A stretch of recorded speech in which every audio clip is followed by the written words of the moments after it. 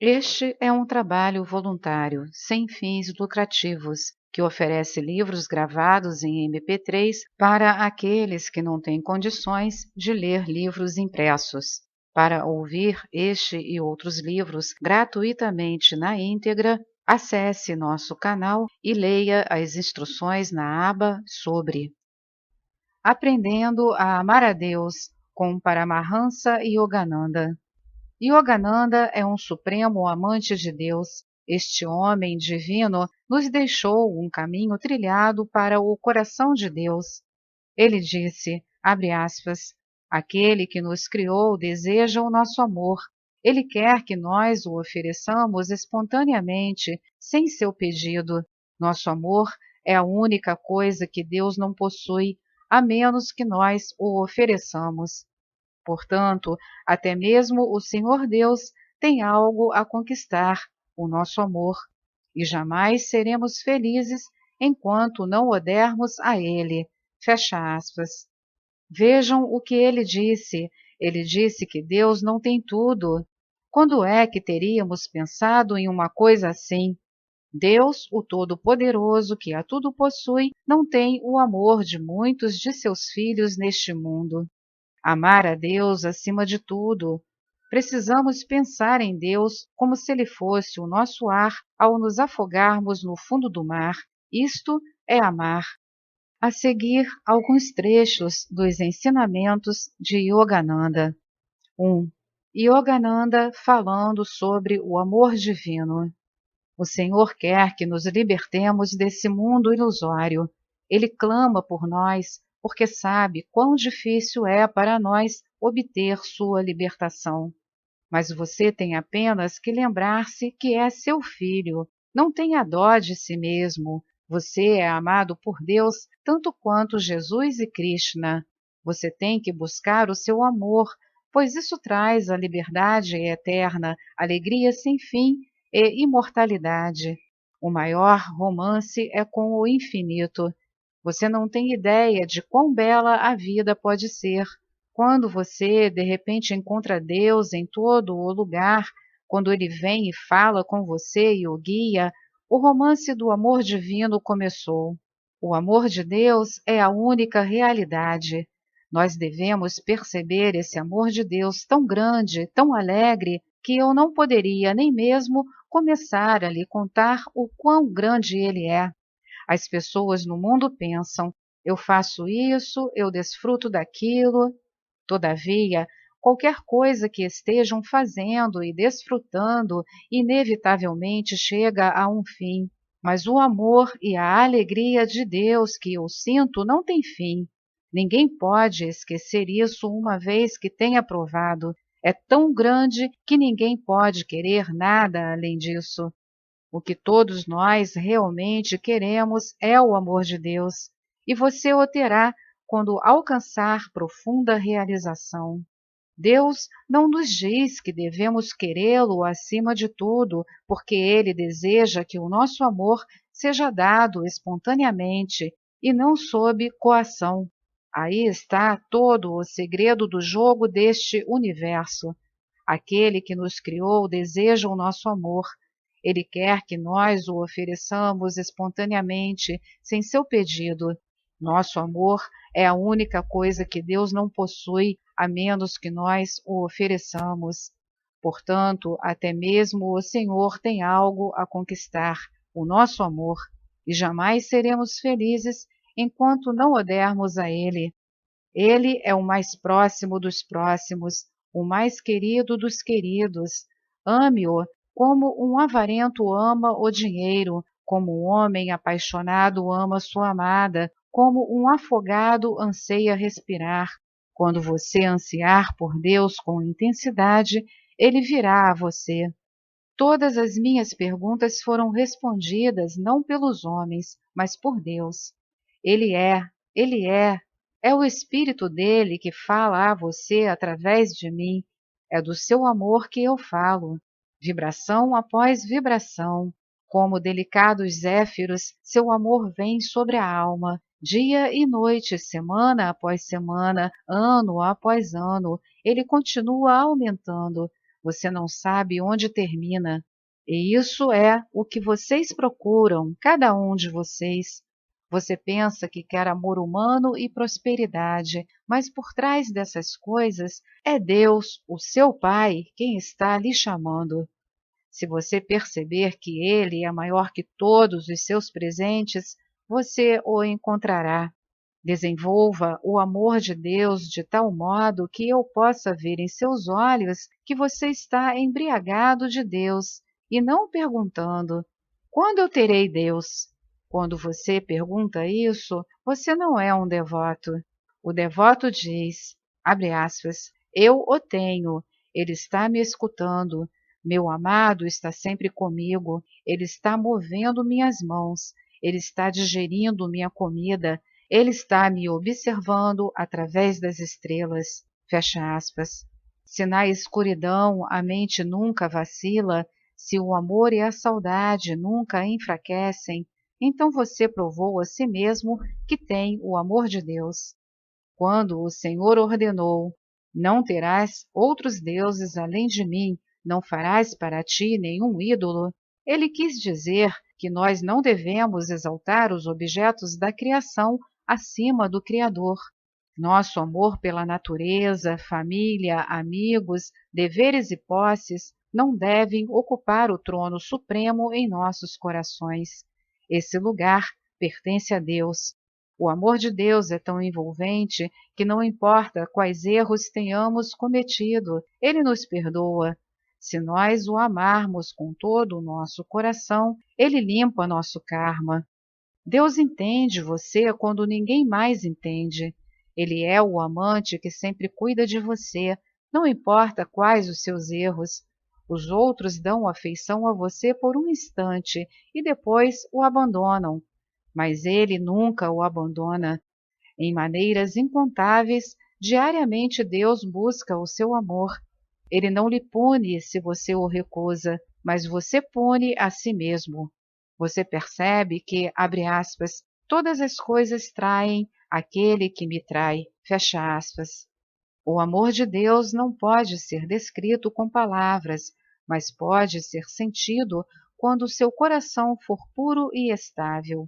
Quando a sua mente e o seu sentimento se voltarem para o interior, você começará a sentir a sua alegria. Os prazeres materiais são efêmeros, mas a alegria de Deus é eterna, é incomparável. 2. Yogananda falando sobre a humildade. A humildade cresce com o entendimento de que Deus é o executor, não você. Depois que você tiver percebido isso, como poderá orgulhar-se de qualquer feito? Guarde sempre em sua mente que, qualquer que seja o trabalho que você estiver fazendo, é o Senhor quem está agindo através de você. Conforme Jesus ensinou, o maior homem é aquele que se considera o menor. O verdadeiro líder é aquele que primeiramente aprendeu a obedecer aos outros, aquele que quer ser o servo de todos, aquele que nunca se coloca num pedestal.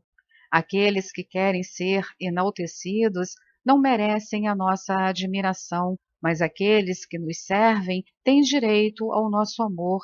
Não é Deus o servo de todos os seus filhos e, no entanto, pede ele louvores? Não, ele é grande demais para ser tocado por isso. Se o seu trabalho nesta vida é modesto, não se desculpe por isso, orgulhe-se, porque você está executando a tarefa que lhe foi dada pelo Pai. Ele precisa de você exatamente neste lugar. As pessoas não podem desempenhar, todas elas, o mesmo papel. Quando você trabalhar com o único objetivo de agradar a Deus, as forças cósmicas harmoniosamente lhe assistirão. Pouco conhecimento é algo perigoso, pois o devoto poderá sentir-se envaidecido, satisfeito consigo mesmo, falsamente supondo que Deus é aquilo que ele sabe. Há um provérbio que diz que antes da queda vem o orgulho. Uma pessoa que se admira dos próprios feitos tende a se privar de continuar seus esforços. Aquele que está livre da sensação de valor pessoal torna-se cada vez mais espiritualizado, até tornar-se um com Deus. A humildade é a manifestação de um coração compreensivo e serve de exemplo de grandeza a ser seguido pelos outros. As chuvas da misericórdia divina não se acumulam no topo das montanhas do orgulho, mas fluem facilmente para os vales da humildade. 3. Yogananda falando sobre a força de vontade. O homem, como imagem de Deus, possui dentro de si essa divina força de vontade que tudo realiza. Descobrir, através da meditação correta, como estar em harmonia com a vontade divina é a suprema obrigação do homem. Para criar a força de vontade dinâmica, proponha-se a fazer na vida algumas das coisas que você achava que não podia fazer. Tente tarefas simples primeiro. À medida que a confiança se fortalecer e a vontade tornar-se mais dinâmica, você poderá almejar realizações mais difíceis. Certifique-se de que escolheu bem, depois recuse se submeter ao fracasso. Empregue toda a sua força de vontade para dominar uma coisa de cada vez. Não disperse suas energias, nem deixe algo pela metade para iniciar um novo empreendimento. Quando guiado pelo erro, a vontade humana nos ilude, mas quando guiada pela sabedoria, ela está sintonizada com a vontade divina. O plano que Deus nos reserva é frequentemente obscurecido pelos conflitos da vida humana, e assim perdemos a orientação interna que nos salvaria dos abismos do sofrimento. Você deve sempre ter a certeza, dentro da calma região do seu eu interior, de que é correto possuir o que deseja e que está de acordo com os propósitos de Deus. Você pode então usar toda a sua força de vontade para alcançar o objetivo, mantendo, entretanto, a sua mente concentrada no pensamento em Deus, a fonte de todo poder e realização. A mente é criadora de tudo, portanto, você deve guiá-la para criar apenas o bem. Se você se apega a um certo pensamento com força de vontade dinâmica, este finalmente adquire uma forma exterior tangível. Quando você é capaz de empregar sua vontade sempre para propósitos construtivos, torna-se o controlador de seu destino. Se você usar todos os recursos externos disponíveis, assim como suas aptidões naturais para vencer cada obstáculo em seu caminho, desenvolverá os poderes que Deus lhe deu. Poderes ilimitados que fluem das forças mais recônditas do seu ser. Você possui o poder do pensamento e o poder da vontade. Utilize ao máximo essas dádivas divinas. Qualquer que seja o que decidas fazer, tu és capaz de fazê-lo. Deus é a essência de tudo o que existe e a sua imagem está dentro de ti. Ele pode fazer qualquer coisa e tu também, desde que aprendas a te identificar com a sua natureza inexaurível. Fortalece a tua força de vontade para que não sejas controlado pelas circunstâncias, mas sim capaz de controlá-las. O teu papel é despertar o desejo de realizar os teus objetivos legítimos. Aí então, põe a tua vontade em ação, até que ela siga o caminho da sabedoria que te é indicado. Lembra-te, em tua vontade está a força toda poderosa de Deus. Quando vem uma avalanche de dificuldades e tu te recusas a desistir, apesar de todos os obstáculos, quando a tua mente não vacila, aí então perceberás Deus te respondendo. 4. Yogananda falando sobre a renúncia interna. A renúncia é o sábio caminho trilhado pelo devoto que voluntariamente troca o menor pelo maior. Ele desdenha dos transitórios prazeres sensoriais pela posse das alegrias eternas. A renúncia não é um fim em si mesmo, mas prepara o terreno para o florescimento das qualidades da alma. Ninguém deveria temer os rigores da autonegação. As bênçãos espirituais que se seguem são enormes e incomparáveis. Engajar-se em ações sem o desejo pelos seus frutos é a verdadeira renúncia. Deus é o renunciante divino, porque ele conduz todas as atividades do universo sem apego a elas. Qualquer um que aspire à autorrealização, seja um monge ou um chefe de família, deve agir e viver para o Senhor, sem ficar emocionalmente envolvido em seu drama da criação. Os santos dão ênfase à renúncia para que um forte apego material não nos venha a impedir de obter o reino de Deus. Renúncia não significa desistir de tudo, significa abandonar pequenos prazeres pela eterna bem-aventurança. A renúncia não é um fim, é um meio para se atingir um fim. O verdadeiro renunciante é aquele que vive primeiro para Deus, independentemente do aspecto exterior de sua vida. Amar a Deus e conduzir uma existência para satisfazê-lo, isso é o que importa. Quando você proceder assim, conhecerá o Senhor. De coração, renuncie a tudo e perceba que você está apenas representando um papel no intrincado filme cósmico, um papel que mais cedo ou mais tarde deverá terminar. Você então o esquecerá como a um sonho. O nosso ambiente produz em nós a ilusão de aparente importância para os nossos testes e representações atuais. Levante-se acima dessa consciência temporal. Então perceba Deus interiormente para que ele se torne a única influência na sua vida. Uma pessoa preguiçosa nunca encontra Deus. Uma mente frívola se torna a oficina do diabo.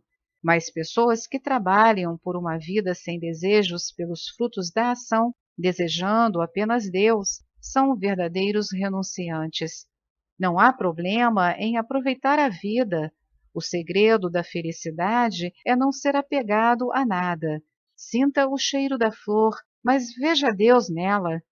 Eu mantive a consciência dos sentidos somente até o ponto em que, utilizando-a, eu possa sempre perceber e pensar em Deus. Abre aspas, meus olhos foram feitos para observar tua beleza em todo lugar. Meus ouvidos foram feitos para ouvir tua voz onipresente. Fecha aspas. Isso é yoga, união com Deus. Não é necessário ir até uma floresta para encontrá-lo. Hábitos mundanos nos deterão rapidamente onde quer que possamos estar, até que nos libertemos deles. O yogi aprende a encontrar Deus na caverna do seu coração. Onde quer que ele vá, ele carrega consigo a estática consciência da presença de Deus. O que eu não podia entender era porque todas as coisas que eram certas, que eram minhas, que não incomodavam ninguém, todos os pequenos e queridos direitos e privilégios deveriam ser tirados de mim. Mas eles foram tirados assim por Deus. Ele estava me retirando de uma vida de dependência a pequenos confortos e me empurrando para uma vida que deveria ser vivida só para Ele. A renúncia não é negativa, mas sim positiva. Não significa desistir de nada, exceto a miséria.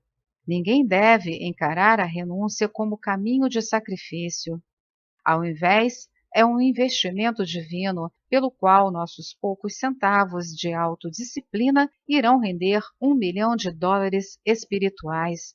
Não é a sabedoria gastar as moedas de nossos velozes dias para comprar a eternidade? Repetindo, lembra-te, em tua vontade está a força toda poderosa de Deus. Quando vem uma avalanche de dificuldades e tu te recusas a desistir, apesar de todos os obstáculos, quando a tua mente não vacila, aí então perceberás Deus te respondendo. Paramahansa Yogananda.